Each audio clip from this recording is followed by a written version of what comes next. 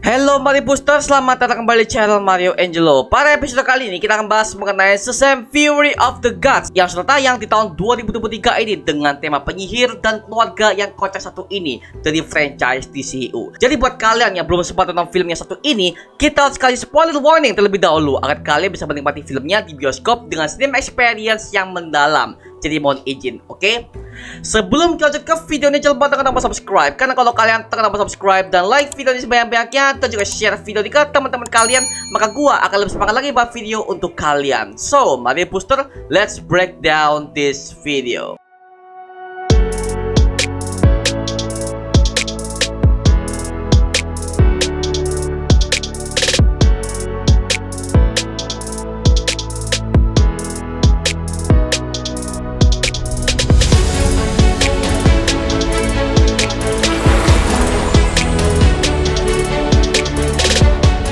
Lanjutkan dari film pertamanya, di mana semua anak-anak panti asuhan ini sudah memiliki kekuatan champion yang telah diberikan oleh Billy Batson sebagai Shazam. Akhirnya mereka menjadi pelindung kota Philadelphia. Namun ternyata respon dari para warga Philadelphia ini menganggap bahwa Shazam Family ini tidak bisa menyelamatkan keadaan. Malah justru mereka ini memperburuk keadaan sehingga mereka dijuluki sebagai pecundang Philadelphia.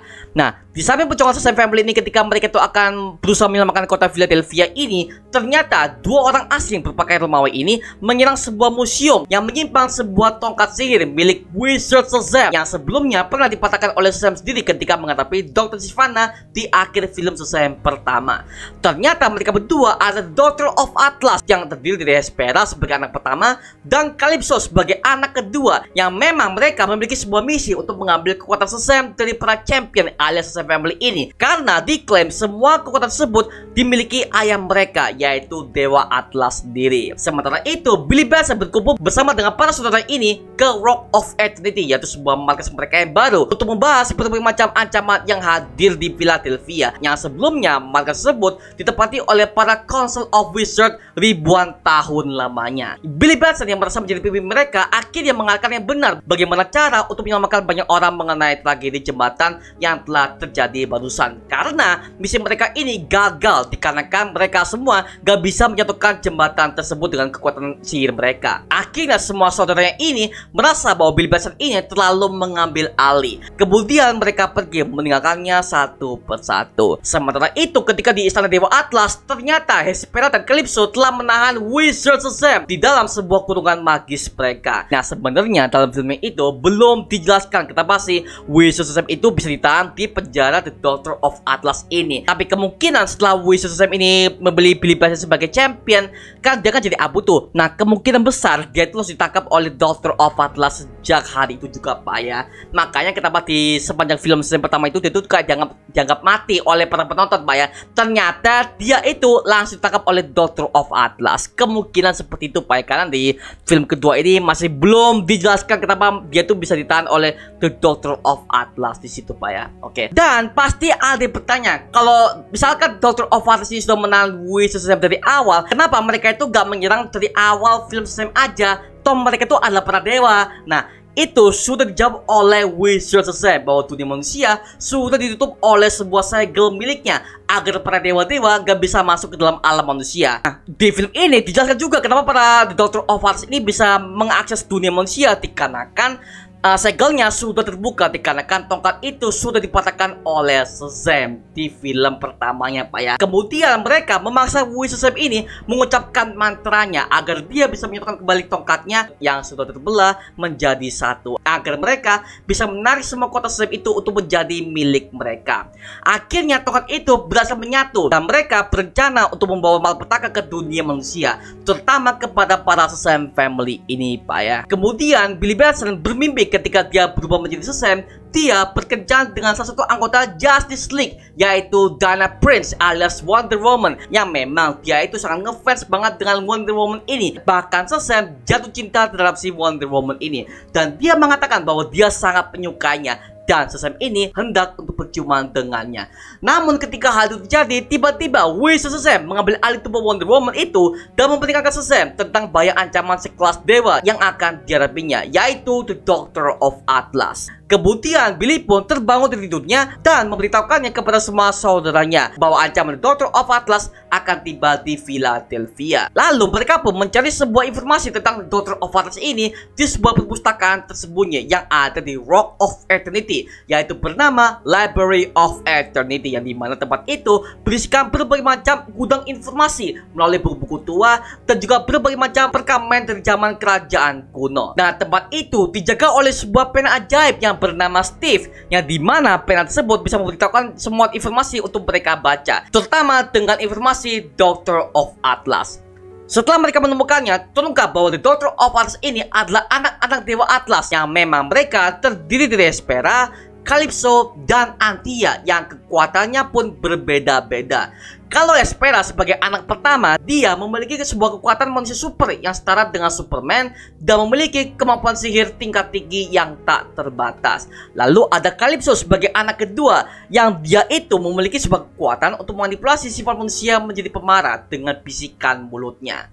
Lalu yang ketiga adalah Antia. Nah, Antia ini memiliki sebuah kekuatan untuk membuat sebuah tempat tersebut menjadi labirin bergerak. Nah, di lain sisi, Freddy bertemu dengan seorang gadis yang baru masuk ke sekolahnya yang bernama Annie. Lalu mereka berdua berkenalan dan mulai berinteraksi satu sama lain, sehingga Annie dan Freddy memiliki keterikatan yang berbeda-beda, alias mereka itu lagi PDKT lah ya. Kemudian terungkap sudah bahwa ternyata Annie, teman dari Freddy ini, adalah Antia sendiri yang menyamar ke sekolah itu dengan misi untuk menggiring Freddy ke atap gedung sekolah agar Hespera dan Calypso bisa menggunakannya sebagai sandera. Sementara itu, para Shazam family ini berusaha untuk mengejar Freddy yang telah ditahan oleh Doctor of Atlas untuk dibawa ke markas mereka sebagai jaminan jika Shazam family ini menyerang mereka. Seketika itu juga, akhirnya Shazam family ini memiliki sebuah rencana, yaitu untuk memberikan sebuah surat kepada The Doctor of Atlas bahwa mereka ingin melakukan sebuah negosiasi untuk membebaskan Freddie Freeman dari jeratan mereka tanpa jalan kekerasan sama sekali.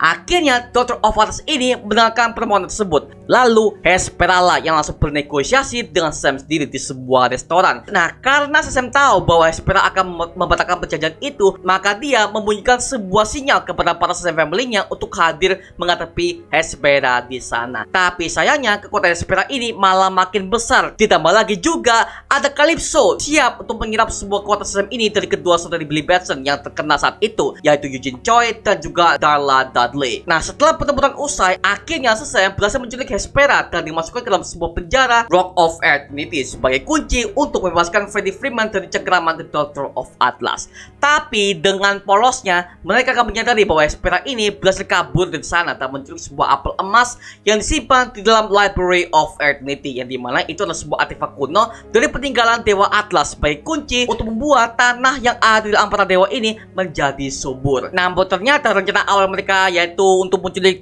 tongkat Wizard Shazam dan juga menculik sebuah apel emas ini, ternyata dirubah oleh Calypso, yang memang dia memiliki sebuah ambisi sendiri untuk menghancurkan dunia manusia yang selama ini menjadi budak para dewa dan dinilai sebagai makhluk yang gak pantas hidup. Nah, hal inilah yang membuat Hespera dan Antia ini sangat terkejut dengan Calypso yang berambisi seperti itu. Akhirnya Calypso mengeluarkan seekor naga yang menjadi penjaga dari taman Dewa Atlas, yaitu Layden yang sangat perkasa. Dalam masalah itu, Freddy dan Wizard Shazam dibebaskan oleh Antia yang berkhianat dan juga dibantu oleh Shazam sendiri yang telah berhasil menyusup ke dalam sebuah istana Dewa Atlas dan segera kembali ke dunia manusia untuk merencanakan bagaimana cara mengalahkan The Doctor of Atlas ini. Tetapi sayangnya usaha mereka sia-sia. Ternyata naga Layden itu sudah menembus rumah Shazam family dan seluruh keluarga mereka pun kabur dari sana dan segera mengamankan diri mereka dari kejaran Calypso yang menunggang naga Layden miliknya. Kemudian satu persatu seluruh Shazam family ini kehilangan kekuatan mereka karena dirubah paksa oleh Calypso. Dan hanya tersisa Billy Batson sebagai Shazam. Ditambah lagi ada kehancuran kota Philadelphia yang sudah ditubuhi oleh akar dari apel emas yang menghidupkan sebuah pohon raksasa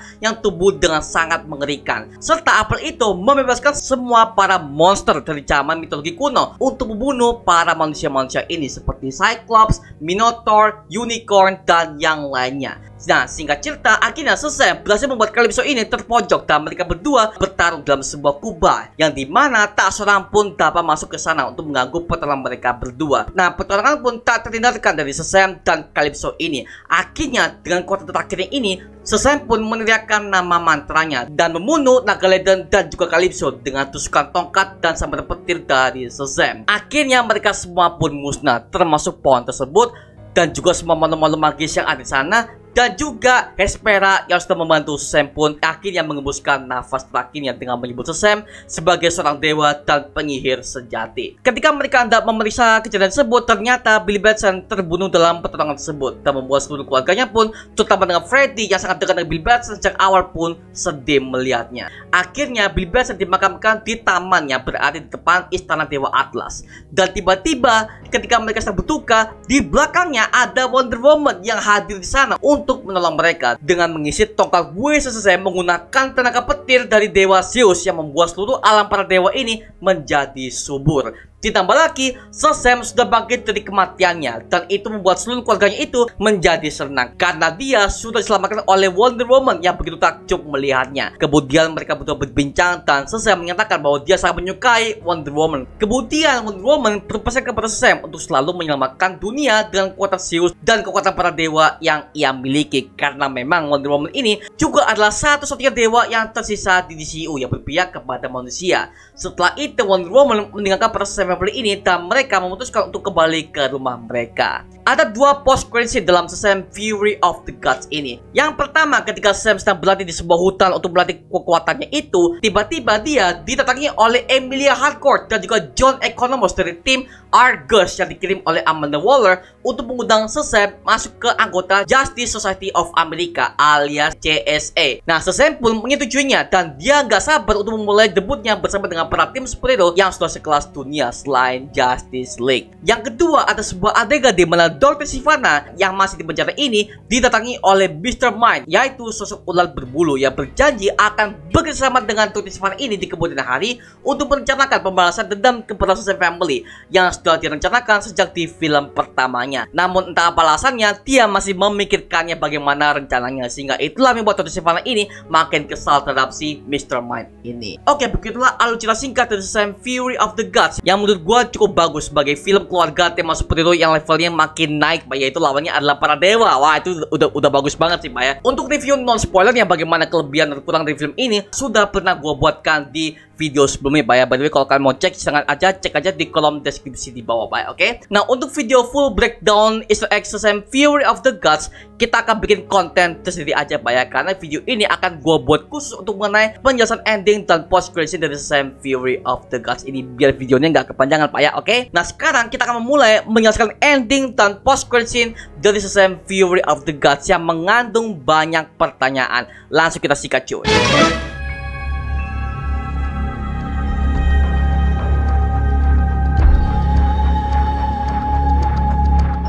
Dalam ending Shazam Fury of the Gods, kita bisa melihat bahwa setelah pertarungan Shazam dan Calypso di sebuah lapangan football, akhirnya Billy Batson terbunuh ketika berhasil memusnahkan Naga Legend dan juga Calypso. Nah, alasan Billy Batson tewas adalah karena Billy terkena sebuah efek api yang telah disebutkan oleh Naga Legend kepadanya. Sehingga satu-satunya cara agar bisa membunuh Naga Legend dan juga Calypso adalah dengan menyamarkan petir dari mantra Shazam agar mereka semua bisa terkena serangan ini. Dan ide tersebut sudah dicetuskan oleh Billy Batson sebelumnya ketika dia sudah menyadari bahwa ancaman dari Doctor of Atlas gak bisa terhindarkan karena sudah memakan banyak sekali korban jiwa di Philadelphia. Selanjutnya kita beralih ke kemunculan Wonder Woman yang secara tiba-tiba dia datang ke sana untuk membantu Shazam dalam mengisi tongkatnya dengan kekuatan petir Zeus, dan secara langsung membuat semua tanaman dan juga tanah yang ada di alam para dewa ini menjadi subur kembali. Ditambah lagi Billy Batson hidup kembali dari kematiannya. Lah kok bisa? Sebenarnya ya, dalam sejarah era mitologi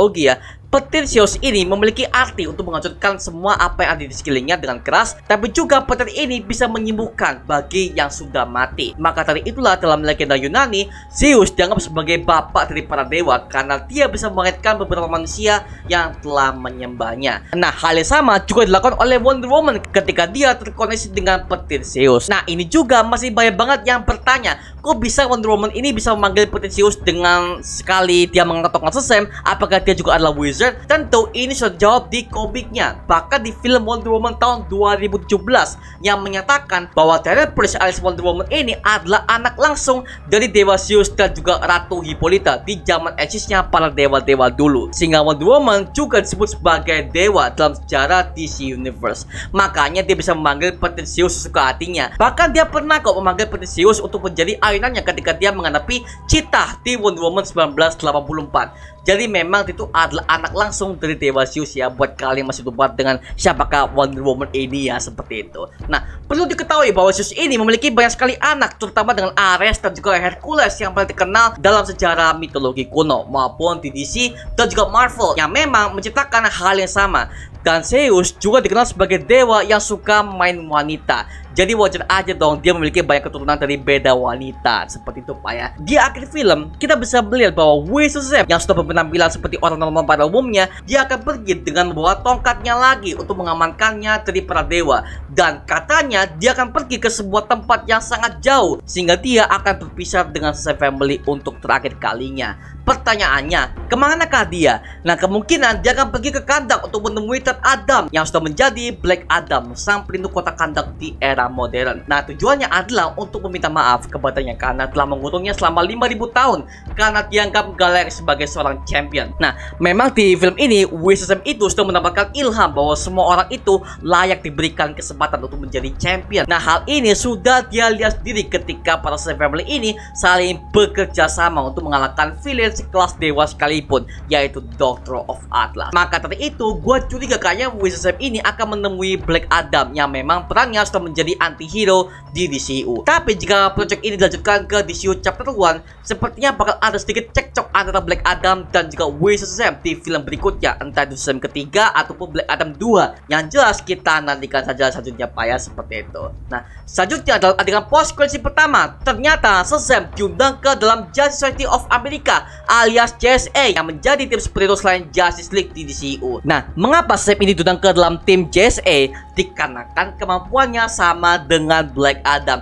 Nah, kita tahu bahwa Black Adam dan JSA sudah pernah bertemu di Kandak ketika terjadinya bangkitnya Ted Adam karena si Shazam yang dilontarkan oleh Adriana Thomas. Dan di akhir film ketika Black Adam mau direkrut, dia menolak karena dia itu ingin menjadi pelindung Kandak dan mau bekerja sendiri. Tentu JSA dan Black Adam ini sudah memiliki keterkaitan aliansi yang sangat dekat. Tapi sayangnya Black Adam ini nggak mau join Pak. Dan JSA ini membutuhkan kekuatan seperti Black Adam ini karena mereka khawatir bahwa akan ada ancaman berbahaya di luar Kandak Pak ya. Dan kemungkinan kebetulan aja si JSA ini menemukan ada orang yang kekuatannya sama seperti Black Adam, yaitu tepatnya berada di Philadelphia. Dan juga ada pertanyaan, mengapa bukan JSA langsung untuk mendatangi Shazam untuk merekrut yang menjadi anggota tim JSA ini? Kemungkinan ini sudah menjadi keputusan dari Amanda Waller untuk menyelidiki terlebih dahulu siapakah Shazam ini sebenarnya dengan memantau setiap pergerakannya dan juga memantau siapakah saja anggotanya Pak ya. Dan mungkin Amanda Waller ini sudah melihat kejadian yang ada di Philadelphia dengan pertolongan Shazam Family dan juga The Doctor of Atlas. Lalu dia mengutus dua orang terbaiknya, yaitu Emilia Harcourt dan juga John Economos untuk melacak keberadaan Shazam dan mengundangnya untuk menjadi anggota JSA. Seperti itu Pak ya. Padahal naskah aslinya itu Hawkman dari JSA sendiri yang akan mendatangi Shazam untuk merekrutnya menjadi bagian dari tim JSA. Namun karena ada gangguan dari The Rock sendiri, makanya naskah itu nggak jadi dipakai. Nah, ini bisa jadi dalam DC Chapter 1 nanti peran JSA dan Shazam akan terus berlanjut, entah di project crossover atau solo pun gua nggak tahu Pak ya. Karena memang mereka ini ada tema Gods and Monsters-nya Pak ya, sesuai dengan tema yang diangkat oleh James Gunn sendiri. Jadi gue masih berharap Shazam dan JSA akan bertemu dan memiliki misi yang sama untuk menghadapi ancaman berbahaya yang akan datang. Nah, sebenarnya Shazam masuk JSA ini sudah ada dalam komiknya Pak ya. Dan memang kalau di komik itu Shazam itu ketika dia masuk JSA itu hanya sebentar doang. Jadi dia tuh nggak lama-lama amat di JSA. Padahal Shazam ini kita tahu bahwa di komik New 52, terutama di Justice League yang isu nomor 1, si Shazam ini adalah anggota dari Justice League langsung Pak ya. Makanya ketika Justice League itu udah diakui oleh pemerintah, nama mereka awal-awal itu adalah Super Seven, dan yang mengatasnamakan Super Seven itu adalah Shazam sendiri Pak, seperti itu. Nah, makanya gue bisa melihat potensi yang bagus banget dari Shazam ini ketika itu akan diundang ke dalam anggota JSA ini. Mungkin akan lebih superior mungkin sebagai superhero yang bertemakan penyihir mungkin. Well, kita tunggu saja Pak ya, seperti itu. Selanjutnya dalam post credits kedua kita bisa melihat bahwa Troye Sivanna, yaitu film pertama Shazam ini, masih di dalam penjara dan dia bertemu kembali dengan Mr. Mind, yaitu sosok ulat yang bisa berbicara, dan dia akan berjanji kepada Sivanna untuk mengajaknya bekerja sama menghancurkan Shazam Family dan juga tempat Rock of Eternity itu Pak ya. Nah, buat yang lupa, sebenarnya Mr. Mind ini sudah dikurung oleh Shazam sendiri di dalam Rock of Eternity, dan penjaranya sempat diperlihatkan di film Shazam pertama dengan menempelkan sebuah kandang ulat yang sudah pecah. Dan gua pikir Shazam kedua ini akan menampilkan Mr. Mind sebagai villain utamanya, tapi ternyata diganti oleh Doctor of Atlas. Entah apa alasannya, gua nggak tahu, seperti itu Pak. Sebenarnya dalam komik DC sendiri, Mr. Mind dan Shazam Family ini memiliki sebuah sejarah, dan awalnya pertama kali muncul dalam komik The Power of Shazam issue nomor 12 yang dirilis pada tahun 1996, yang menceritakan awal kemunculan Mr. Mind, yang merupakan sebuah entitas ulat kecil, tapi dia sangat berbahaya. Bahkan dia menjadi ancaman dari Council of Wizards sendiri selama ribuan tahun lamanya. Bahkan si Mr. Mind ini bertanggung jawab atas kematian salah satu dewa Olympus, yaitu Solomon. Nah, Mr. Mind ini sebenarnya berasal dari sebuah dunia yang bernama Wildlands, yaitu adalah salah satu dari alam Magic Lands yang aksesnya bisa didapatkan dari Rock of Eternity sendiri. Dan dia juga adalah seorang kutu buku yang sering dibully oleh semua teman-temannya dan diperlakukan dengan cara yang kasar. Lalu Mr. Mind menghabiskan waktunya bertahun-tahun untuk mencoba masuk ke dalam Library of Eternity yang sudah sempat muncul di film Shazam kedua ini. Nah, di sana dia berhasil mengkonsumsi buku mantra yang tak terhitung jumlahnya, dan juga dia berhasil menghirap sebuah kekuatan pengetahuan yang besar dan juga kekuatan sihir yang tiada batasnya Pak ya. Nah, Mr. Mind kemudian kembali ke Wildlands, di mana dia akan membalaskan dendam kepada orang-orang yang pernah membulinya dengan kasar. Nah, pembalasan dendam yang ini kemudian mengarah kepada Council of Wizards sendiri. Tapi karena dia itu kalah jumlah dan bukan seorang wizard, maka dari itulah Mr. Mind berhasil ditaklukkan dan dipenjara di dalam Rock of Eternity agar para wizard bisa menguasainya selama ribuan tahun lamanya. Ya, dengan sosok Mr. Mind ini, gua harap sih di sini chapter 1 dengan perubahan yang dilakukan oleh James Gunn juga, Shazam bisa bertemu dengan Mr. Mind dan Troye Sivanna lagi Pak ya. Dan kayak mereka itu kayak merencanakan sebuah rencana yang matang agar mereka itu bisa menghancurkan Shazam Family ini, dan kemungkinan besar Shazam ketiga ini akan jauh lebih gila lagi, jauh lebih brutal lagi kalau seandainya James Gunn akan meneruskannya Pak ya, seperti itu. Jujur menurut gue ini adalah film DCU terkocak selain dengan tema darknya ala DCU Started First Pak ya. Dan memang si Shazam Fury of the Gods ini setia dengan versi komiknya, kecuali dengan Doctor of Atlas ini, karena memang Doctor of Atlas ini mereka itu gak ada sama sekali di komiknya. Dan gua salut banget dengan sutradaranya, yaitu David Eisenberg, berhasil membuat sebuah villain original, yaitu Doctor of Atlas, yang menjadi villain terfavorit gua di DCU Pak ya, seperti itu. Gila. Makanya gue suka banget dengan film yang satu ini. Oke, nah untuk pembahasan konten breakdownnya, nanti kita akan buatkan konten sendiri Pak ya, karena ada begitu banyak detail yang gue temukan untuk film Shazam Fury of the Gods ini Pak ya, seperti itu. Oke, itu aja mengenai penjelasan ending dan post credit scene tentang Shazam Fury of the Gods. Kalau kalian punya teori lain ataupun penjelasan lain di film ini, jangan sungkan tambahkan di kolom komentar di bawah, dan kita bisa diskusi bareng seperti biasanya Pak ya. Oke, itu aja mengenai video kali ini. Coba like, komen, subscribe untuk mendukung gua sama video menarik dan menghibur semua, karena gua janji sebisa mungkin gua akan buat video seperti lagi untuk kalian. Dan jangan lupa follow semua sosial media kita, Instagram, Twitter, TikTok, bahkan Spotify kita ya. Linknya udah gue siapkan di kolom deskripsi di bawah, karena situ kita juga update beberapa konten terbaru buat kalian. Dan kalau kalian ingin bergabung bersama kita di grup komunitas, langsung aja gabung di grup WA kita namanya Mario Push Official. Linknya udah gue siapkan di kolom deskripsi di bawah. Dan juga terima kasih buat kalian yang udah bergabung ke membership community. Nama gue Mario Jelo, dan sampai ketemu di video berikutnya. Adios semuanya.